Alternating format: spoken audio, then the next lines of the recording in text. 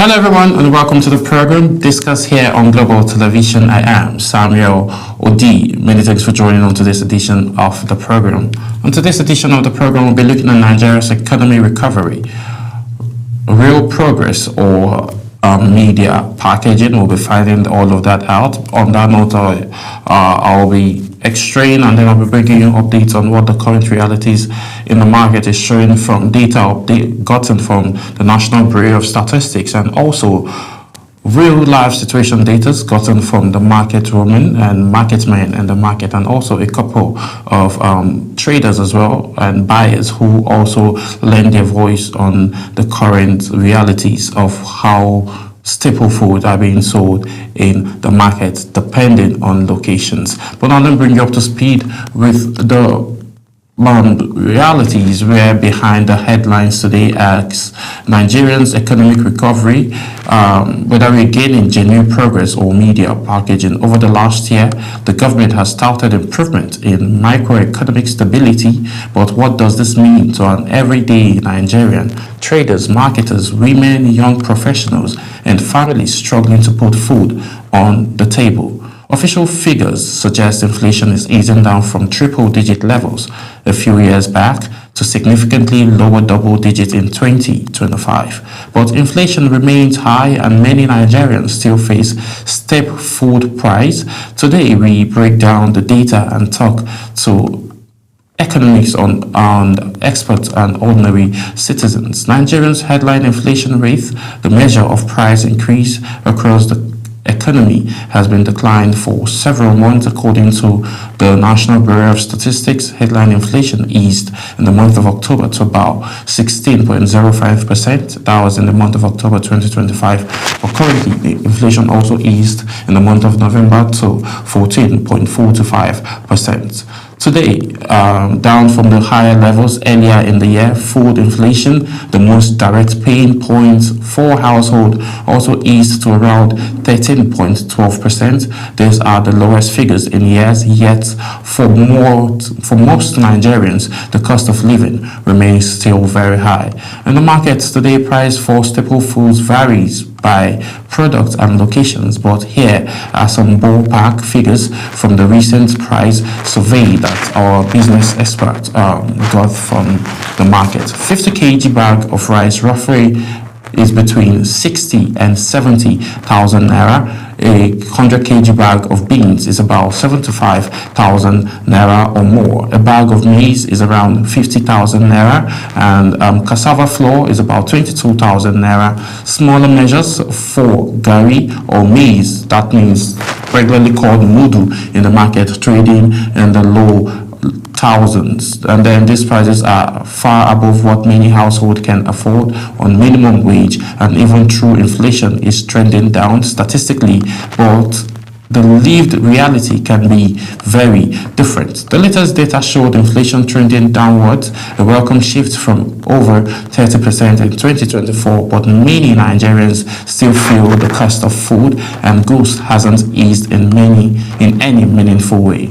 Critics urge that while officially numbers shows improvement, but the realities of unemployment, poverty, and food insecurity are worsening.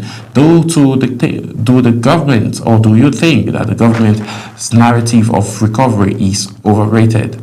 Looking at that from that angle, now that's a question, one of the questions that will be answered by our guest on today's edition of the program. But aside from inflation, what other economic indicators should we watch to judge our real recovery? How effective have the reforms like subsidy removal and exchange rate unification been for ordinary Nigerians? These are the questions we will be asking today, to get to the root of the matter, if we are actually, if the Nigerian economy is actually recovering, or we are just getting gimmicks from the government, that these numbers are adding up to the realities of what the common man in the market is facing.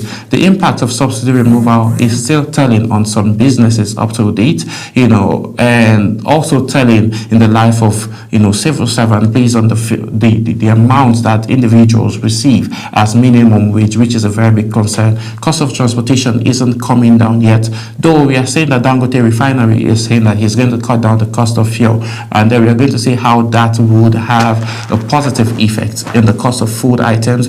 And again, there's been also a major driver to the high cost of food items in the market, which has been attributed to insecurity that has been ravaging most of the states in Nigeria. So we are going to be having all of this conversation, and I'll be introducing my guest who will be joining us virtually all the way from Dundee to help us x-ray this major conversation. Stay with us. We'll be right.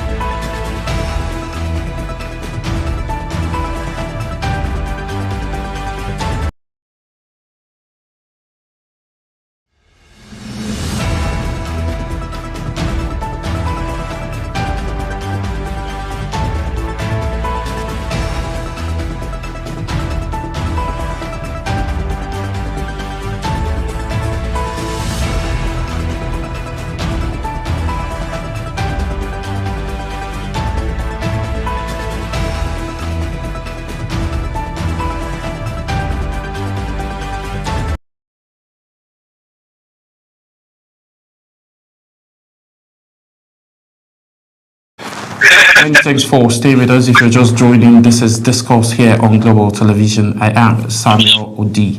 Today we'll be having two conversations. So we're having conversations around the recovery of Nigerian economy, if we are facing the actual facts, if the common man in the markets, on the streets are actually feeling the impact of the numbers that the inflation is saying. In the month of October, we saw that the inflation was at 16%, and then now in the month of October we saw that it's on a downward trend of 14.45%.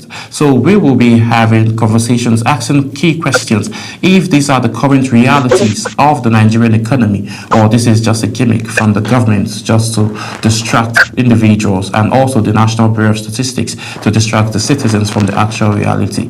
Joining me to have this conversation is a very good friend of mine and my brother, an energy economist, and someone who is very passionate about human lives and making the world a better place, generally in terms of economy, energy, and also impacting the younger generation, in the person of Sani Musa, who is joining me virtually all the way from Dundee.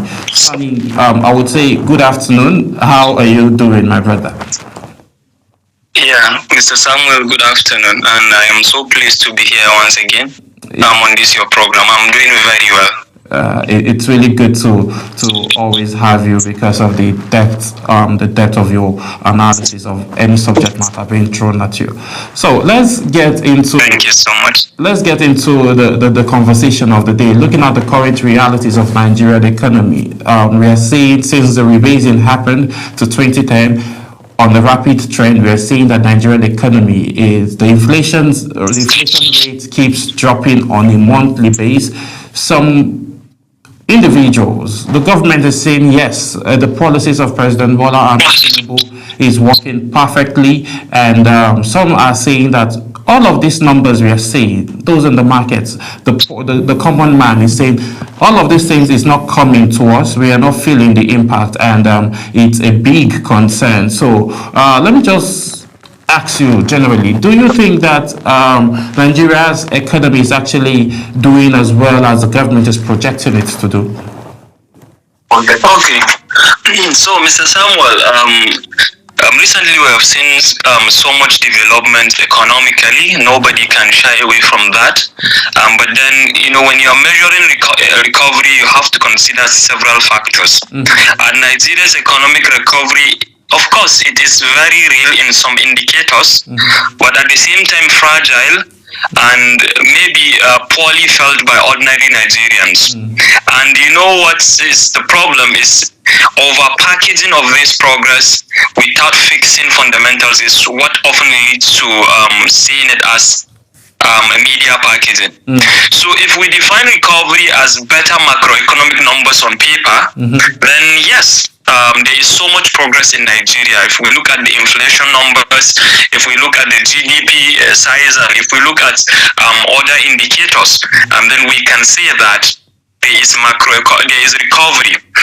But then if recovery means improved purchasing power, job creation, and maybe reduced hardship for the average Nigerian, then we are not yet there. So just like many people are saying that they are not feeling the impact of the recovery, I think they are right, because there is still a huge gap in purchasing power and job creation. So what we are seeing today is a macroeconomic adjustment phase, not a full recovery, not a full economic recovery. And confusing the two is where media packaging comes in. So yeah, there is progress when we measure the indicators, the statistical indicators on paper, but then when we talk about the impact, then it's better to just define it as a macroeconomic adjustment phase, which is good for an economy, but not the best and not full recovery. Okay, so looking at it now, from what you just said, it looks as if Nigeria is heading towards the right path for the citizens of the country to be able to witness and experience a positive stance in terms of having the purchase power, based on the fact that you're saying that the indicators are showing that the policies are looking very, very good. Yeah, definitely. When macroeconomic indicators are being adjusted, and when you begin to see stability in an economy, then you can tell that the direction is going to be a bright one. The country is headed towards a bright direction that will bring relief to citizens, and of course create more economic prosperity. So far, based on the numbers, as I said, it is very obvious that Nigeria is headed in the right way. However, no one can predict that, because implementation is often very key, and that is our challenge in Nigeria: execution.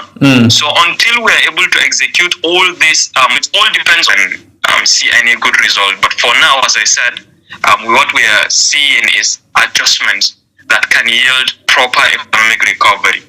Well, like you said, the president also said in the next couple of years he's expected to see that come 2030, that he's expecting to see that Nigerian GDP is going to hit around 1 trillion naira. Probably all of this initiative is steps towards that direction. But aside that, from inflation now, aside from inflation, what other economic indicators should Nigerians watch out to judge if this recovery and it's actually real on paper? Because like you said, since it's working and then there's an adjustment, what else can they look at to, like, okay, how can they what do you think they can do to be able to monitor the effectiveness of these policies that are being introduced?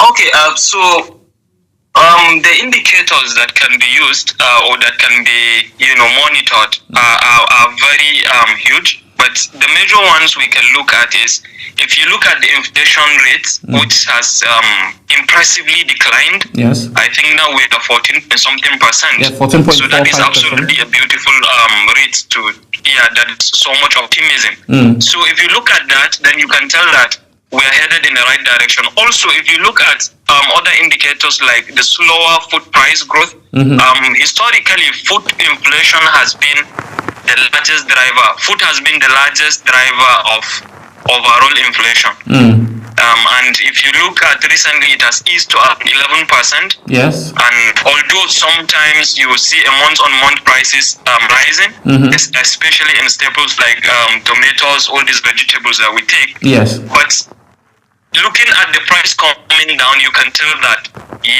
this is something that we can lean on, and this is something that can give us so much optimism as to where we are headed. And if you look at the monetary policies and the foreign exchange stability, a more stable foreign exchange market have reduced the imported inflationary pressures. So, and this has helped in moderating prices. So if these things are sustained, then we can see real economic recovery. And again, something that should give Nigerians optimism is the sectoral diversity and economic activity. I think there is an improvement in our sectoral diversity. Now you can see a lot of ventures coming up in solid minerals. You can see a lot of mining activities happening. You can see a lot of farming happening.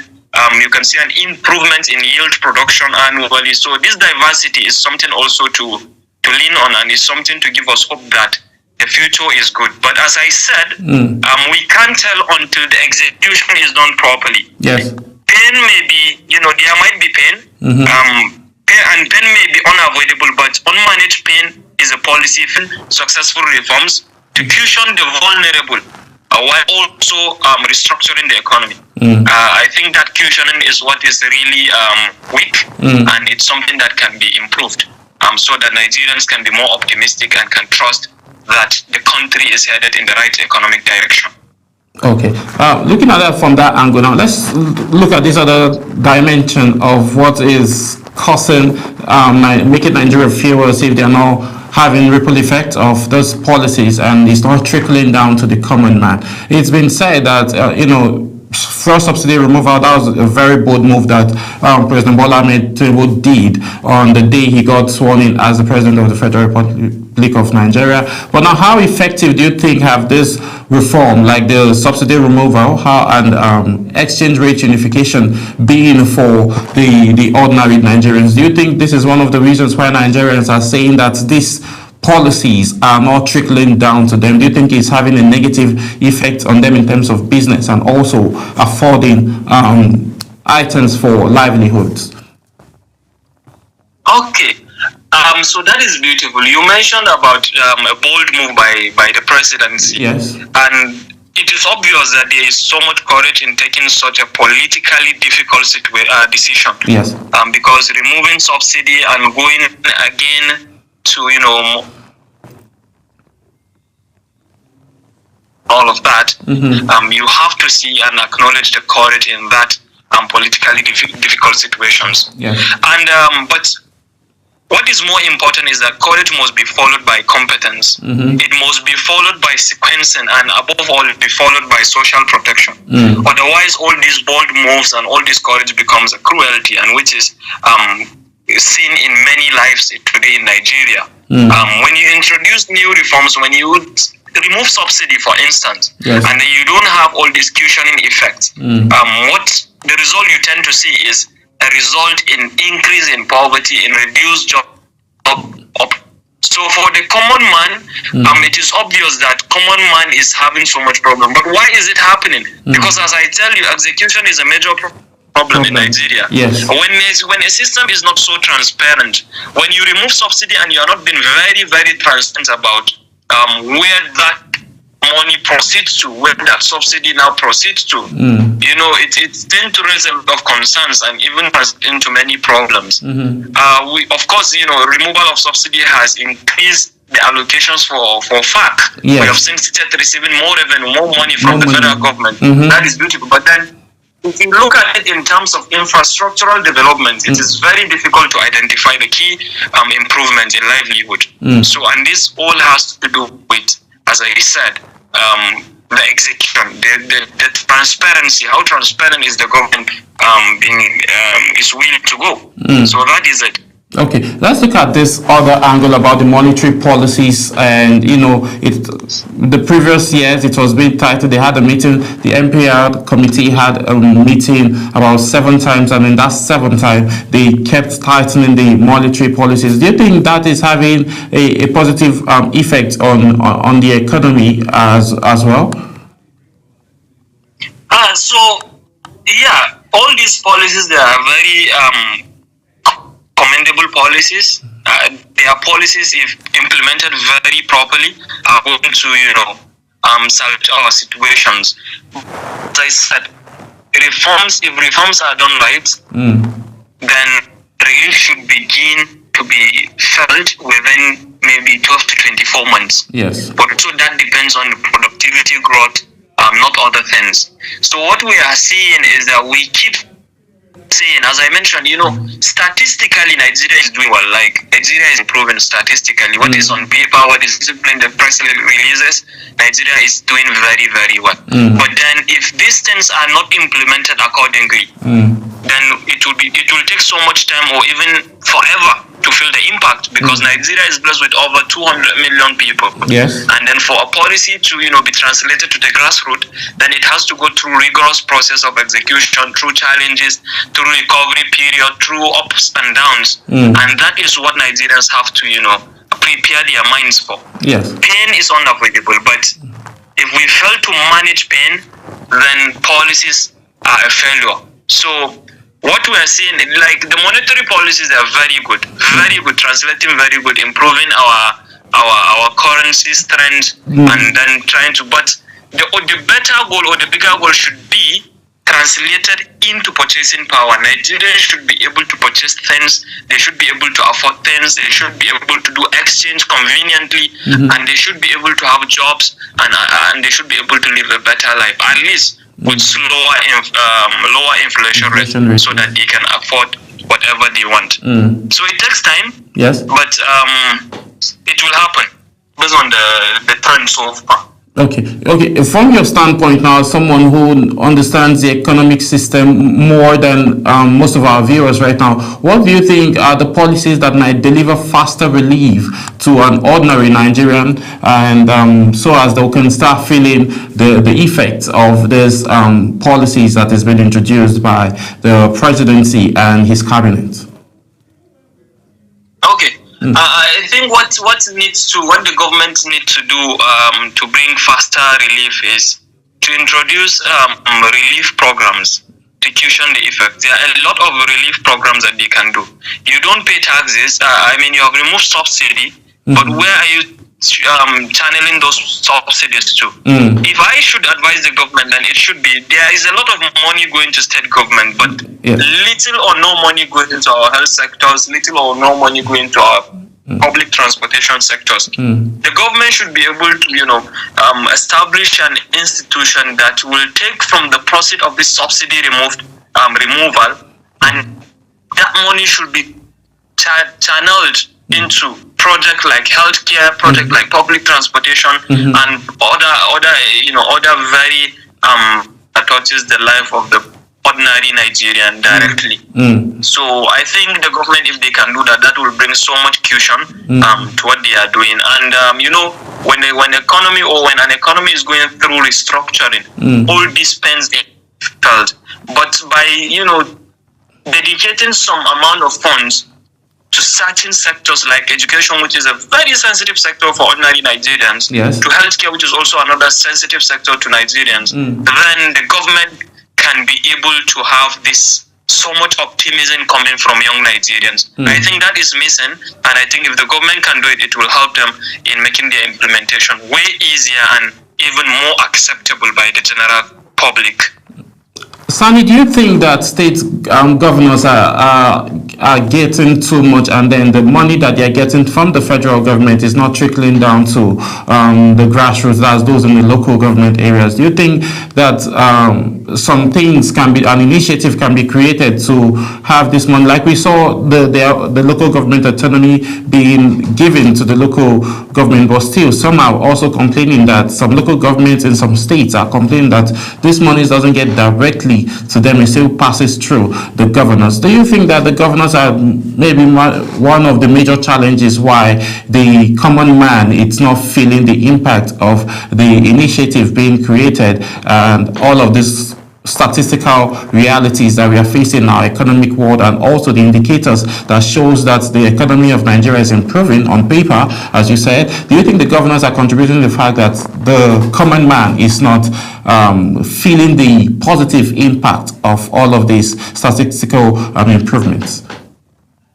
Of course, Mr. Samuel, of course. And I like that you mentioned about restructuring. I have always maintained this opinion that Nigerian governors are one of the most, problematic aspects of governance in Nigeria, because these are, people that enjoy unchecked power. Unchecked power, because there is hardly any challenge coming from a state. we mostly do not know how state governments spend their money, their allocations, what they use them for. And we don't even have any way of tracking or influencing their decision on certain things. So governments, with all honesty, I would say that they are contributing to the problems that we are having. They are earning a lot of money from fact, but then if you look at what they are putting or where they are investing such monies, then you can't find them tangible in translating to ordinary Nigerians' livelihood.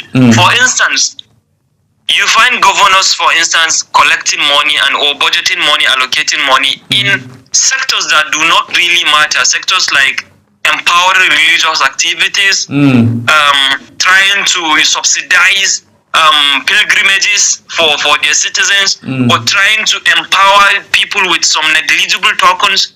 All these things are not sustainable. And if we keep doing them, if the state government keep doing that, then we cannot see any progress. And this is why the national government should, if they are not restructuring, then they should look into giving local government autonomies, because this money goes to state governments, and without any full transparency or accountability, you don't even know how the money gets to the local government. And that is where you find the household in the local government regions.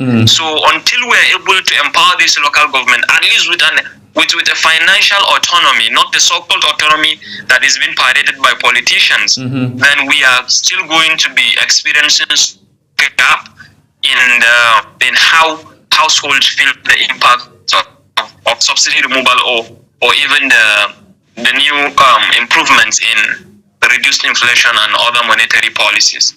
So yes, the governors have a critical role to play, and unfortunately they are not playing it in a very smart way.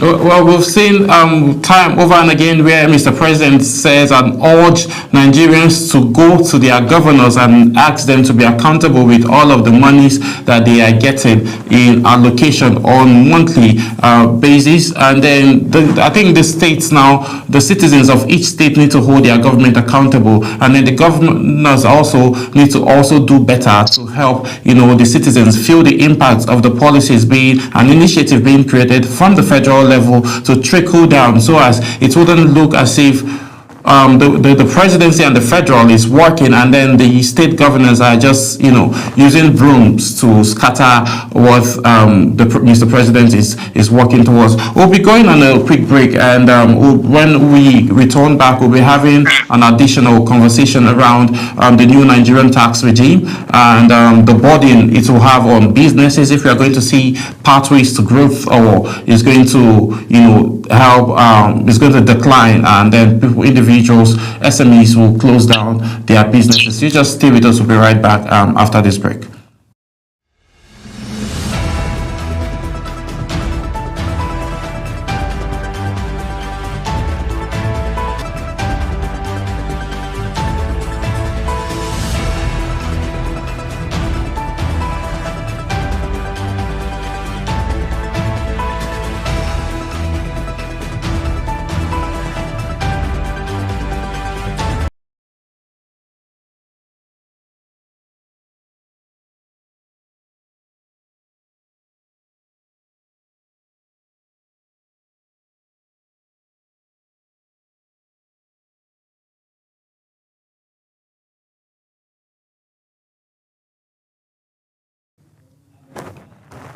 Yes, many thanks for staying with us. If you're just joining, this is Discuss, and I've been having a conversation with a very good friend of mine, Sani Musa, who joined virtually from Dundee, and we were extracting in the first conversation the current economic realities, if we're experiencing recovery, or we're just experiencing media gimmicks around the Nigerian economy. But Sani, who is an economist, has made us understand that on paper, statistically, Nigerian economy is actually doing very well, but trickling down to the common man now, there are a lot of factors. Implementation has always been the major concern of Nigerian economy, and proper implementation is actually going to help, and then the common man can feel the effect of all of this, and then insecurity too has its own role that is playing, but at the time all of that is being settled, food circulation and food production will triple, and then individuals who will be able to feel the impact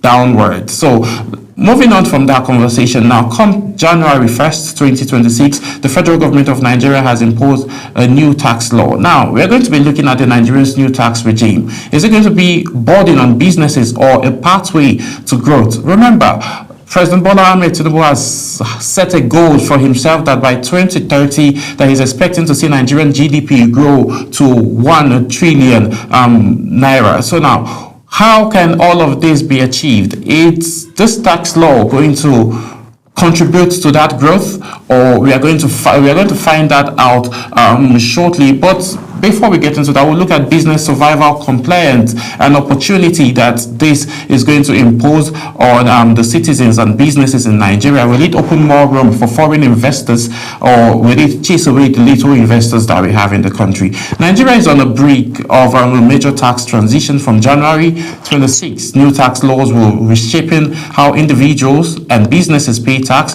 with promises of fairness, digital efficiency, and expanded expectation. But beyond the headlines, many business owners are asking tough questions. Will this help us grow or make survival even harder? Let's break down the challenges and opportunities and what businesses must do to prepare for Nigeria's new tax regime. The new tax framework introduces changes in corporate income tax, personal income tax, threshold, digital compliance, and the tax administration. Small businesses are promised relief and exemption, while larger corporations face tighter compliance and reporting requirements. Supporters say it will expand the tax net without overburdening the poor. Critics worry about enforcement capacity, digital readiness, and the cost of compliance, especially for small and medium-scale enterprises. These are the major concerns that a lot of critics and experts have in line with the new tax laws. Now, Sani, if you can hear me, right? I know we really spoke about this off camera, and you had some concerns too, but looking at it basically and generally in a simple terms, what does this new Nigerian tax regime really means, and what changes, what positive or negative changes do you think it's going to bring to the Nigerian business ecosystem? Okay, yeah, it is no news that the tax regime is coming in full force. I think early next year. Yes. They will begin to see the implementation as the tax committee announced. So, but first I need to make it clear for Nigerians that tax is not a bad thing to happen. Okay. First is that Nigeria must widen its revenue base beyond oil, and I think that is a major driver and motive for this government about the taxes. And then secondly, there is a problem of trust. Nigerians don't know where exactly this money is going to. But efficient taxation can fund critical services like infrastructure and other social safety needs that we have in Nigeria.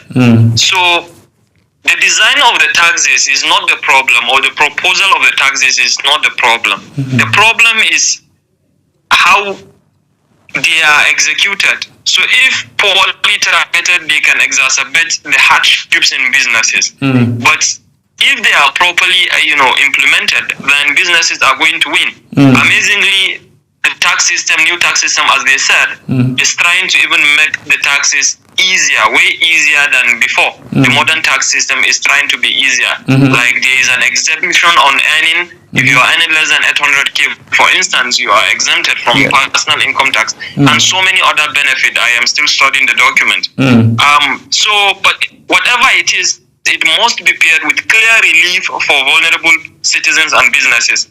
Small businesses need growth incentives, so there must always be that. So I think it's a good thing, because historically, I love history, because there is no better teacher than that. Yes. If you look at other countries, the way they did their tax systems, you can say that tax is something to be welcomed. For instance, the almighty United States of America, after post-World War I and World War II, they remodernized their own tax on the principle of ability to pay determines contribution, which I think this new proposed Nigerian tax system is also on that, since they are accepting some certain level of earners. So the ability to pay determines contribution. Over time, we have seen how the years build their broad tax base, and they are not overtaxing the poor, but they are ensuring that almost everyone contributes something, and that is efficiency in tax system. That is what I think this new tax system is trying to do. So it will work if it is implemented this way. Nigeria must expand the tax base, not just to raise the rates, but they need to just make it very efficient. You can also learn from Germany, for instance. Yes. I remember after World War II, I was reading, Germany rebuilt from ruins, after they came back from war. So a tax system was designed to fund the reconstruction and the social stability of their country. Yes. And at that time, the citizens accepted that taxes have to be imposed because they saw that the country has to be rebuilt, and the better way to do is by imposing those taxes and where everyone can contribute. So, and what we were able to see is how Germany was able to build strong welfare systems, healthcare, unemployment benefits, and a lot of other things. Their local government retain and spend part of the collected taxes, which in Nigeria, we must do that as well. And then you get to see high transparency when it comes to that. So there are many examples to cite. We can cite as many examples that should make Nigerians view tax as something not so bad. Even Singapore, that does not have that was poor in 1960s, that has no resources, that was very vulnerable, introduced an efficient tax system which helped it to be where it is today. So I think Nigeria also need to do that. But when we talk about businesses, when we talk about what businesses need to do, or the fear of businesses, I think it's all about trust. So government should rebuild trust before even raising the burden. Taxation without service delivery is just a confiscation, not actual governance. So if there is a way Nigeria can ring-fence its tax system, tax revenue for visible projects, just not unlike the one for subsidy removal, where you don't even know where the proceeds go to. You don't see tangible results on ground. I think Nigerians would trust the system more, and businesses would show up under this by publishing simple, understandable tax user reports. And I think the government has already started that, because I've seen that they are even employing content creators to tell people about it. So I think we can expect some certain level of transparency. So, and in that case, I don't think businesses should fear this. Rather, businesses should look at the best opportunities that the tax system brings. Tax has a lot of advantages as well as disadvantages, and it comes down to the simple truth of execution. If properly executed, then you would see visible projects. So we should be able to see tax investments, but we can't see them as investments if the government keeps failing us, if the elite keep allotting more budget to their offices, if they keep spending mercilessly. So we can't see that tangible result. So I believe that businesses should be able to have some sense of optimism, at least for now.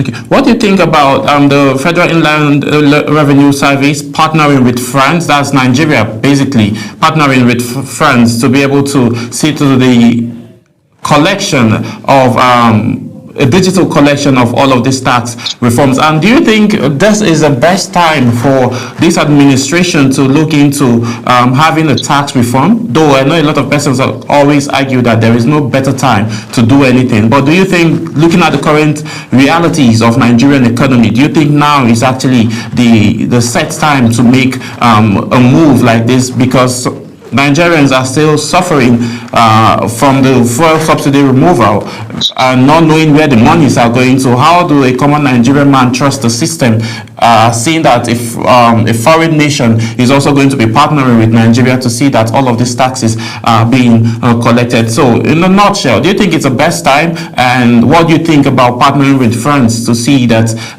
these taxes are being recovered from the citizens of this country? So, Mr. Samuel, I like to start by mentioning that the right time.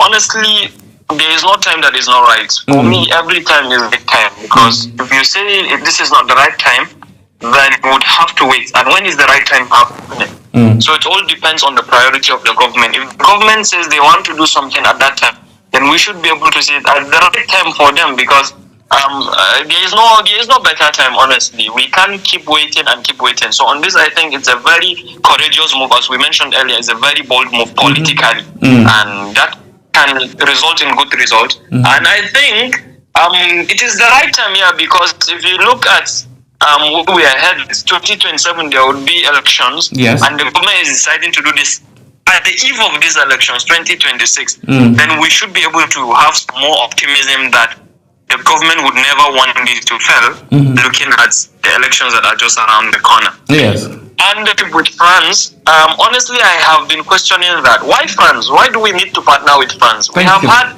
the Federal Inland Revenue Service for years, for decades. What is there in collecting tax that we need an external power? We need an external influence to collect tax. I still don't know why we can't build our own tax system by ourselves. I still question why we cannot be able to, collect our taxes by ourselves. So on the involvement of France, it is very political, and at this point I can't tell the political motivations behind that, but I still wonder.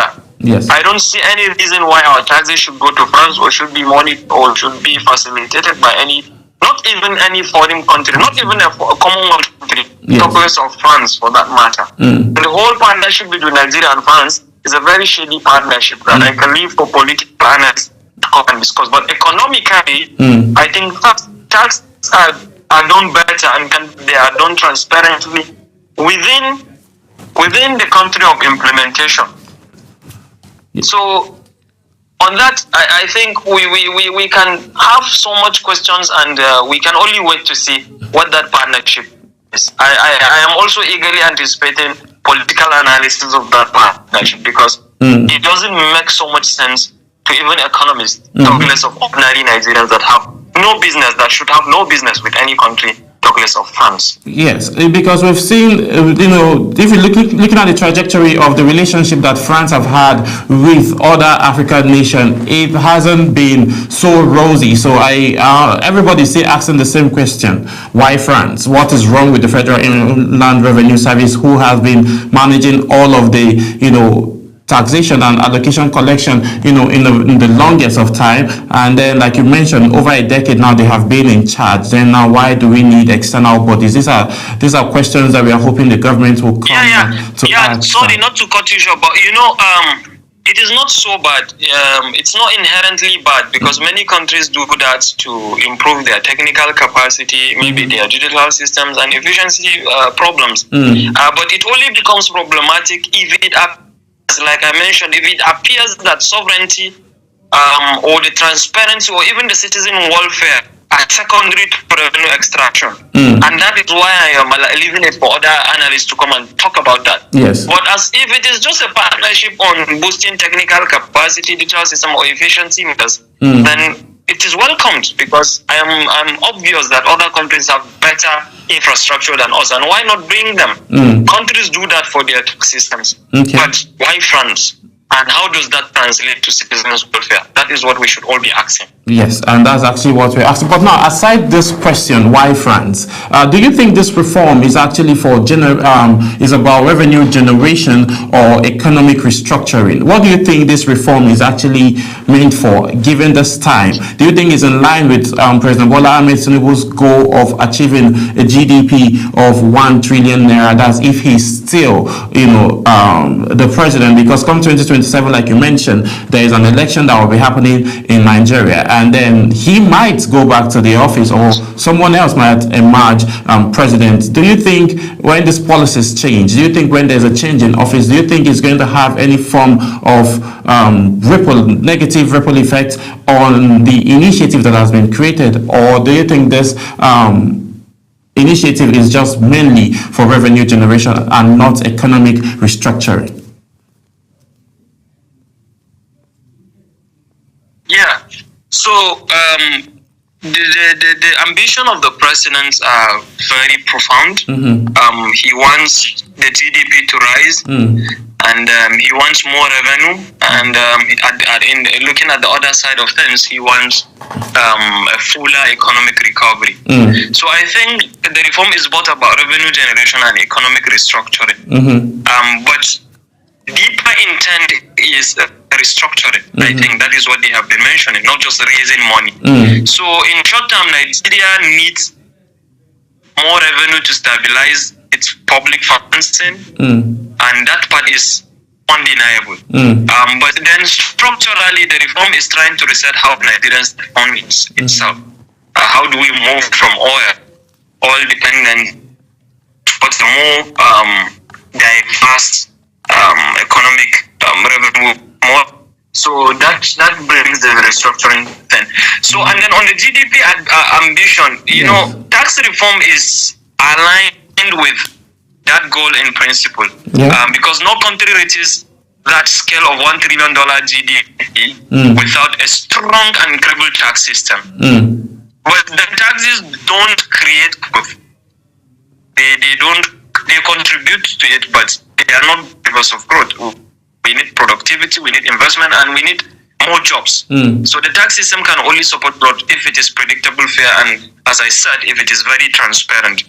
So, but you mentioned about political transition in 2027. You know, this is a very valid concern. Policy reversals are a risk, a very big risk in Nigeria. So if the reform is seen as presidentially rather than institutionally grounded, I hope you understand this. Then a change in leadership could weaken or distort it. But if the framework is well designed, if it is legally embedded, and if it is supported by states, all the 36 states, and even the private sector, then it can survive political change. So is it just about revenue generation? You can say no. This is about revenue. Is the objective, as they have been mentioning, and it is aligned with the long-term growth, but only if paired with productivity and other investment reforms. So definitely, a change in government might hurt, or it might not affect it. All institutions are strong. So I think everyone's track so far.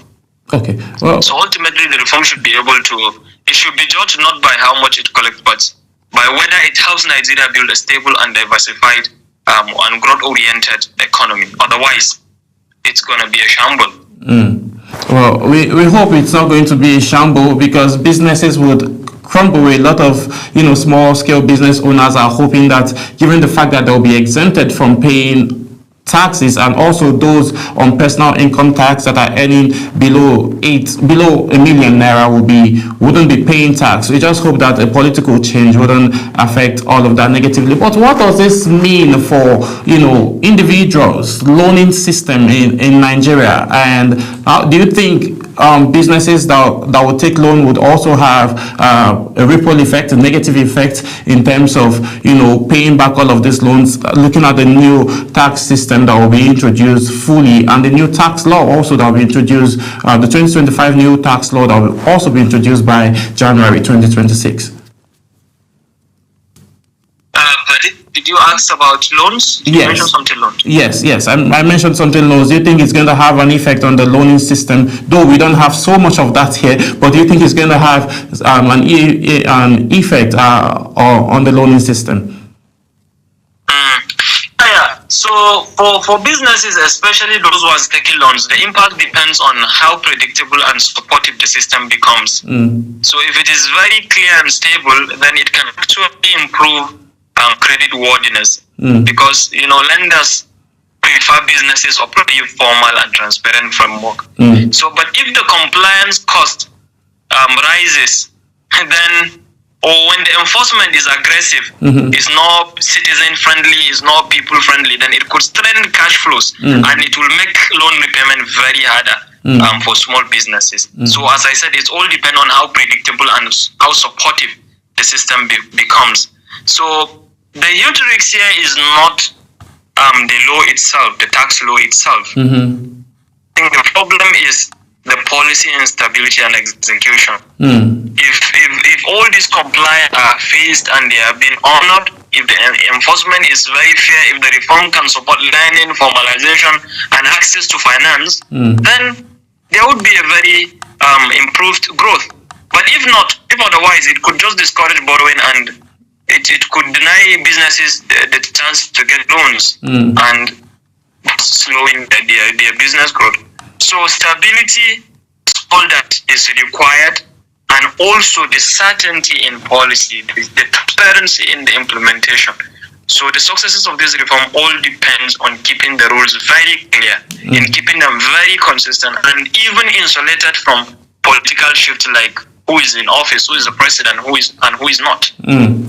Okay, Sani, before I let you go, as we get set to wrap up, what steps should business owners take now so as to avoid surprises come 2026 when these tax laws are fully implemented? So businesses have a lot of things to look into, and they need to watch the numbers very closely, and they need to hold the government very, very accountable. But first, businesses have to they have to get their tax identification number, because I understand that is also a prerequisite to getting the benefit. And they have to separate their personal and business finances. They have to clear their financial statement. They have to understand even the category and qualify for exemptions. You know, the tax, it has so much benefit, but only if you are able to understand it very, very properly. I think it is a time for concerns on other investment advisors or finance advisors or tax advisors also cash in some good money, because a lot of businesses would have to come and ask them, how do I benefit from that? So they need to, seek that professional guidance and all. So in summary, businesses should just plan ahead, should stay updated about whatever is happening, and also they should prepare now, because if it will be too late for them when they don't understand and they have to abide by the rules. So overall, as I mentioned, tax introduction is never a problem. In fact, it can even instill some sense of discipline. It can raise the way we ask our government, we hold our government accountable. I've always said that Nigerians pay little to the government, and that is why these politicians get away with so many things. But if you know that you are being taxed, if you know the system is taking too much from you, then you will not have any problem with asking the system to give back to you as well. And this is what European countries, American, and even some Asian countries are very good at. So in this, I don't oppose the whole tax system. Rather, I want it to be more transparent. I also want it to be implemented in the right ways, because Nigerians deserve to hold their leaders. They have to ask the system to give us good roads, to give us better healthcare, and to give us better transport system, at least. But with this tax, we can be very confident to ask those kind of questions. All right. Thank you so much, Musa, for taking our time to join us on today's edition of Discourse. Thank you so much, Mr. Samuel. It's always great having a conversation with you, my friend. I really appreciate it. Thank you for the honor. All right. So have a good you too. afternoon. As Nigeria moves towards a new tax era, the big question remains balancing revenue needs with business survival, enforcement with fairness, and reform with economic realities. For businesses, preparation is no longer optional. Understanding the rules, embracing digital compliance, and seeking professional advice may determine who thrives and who struggles in the new system. And that's where we draw the curtain on today's edition of Discuss. My name is Samuel Odi. I'll see you again as we discuss further. Bye for now.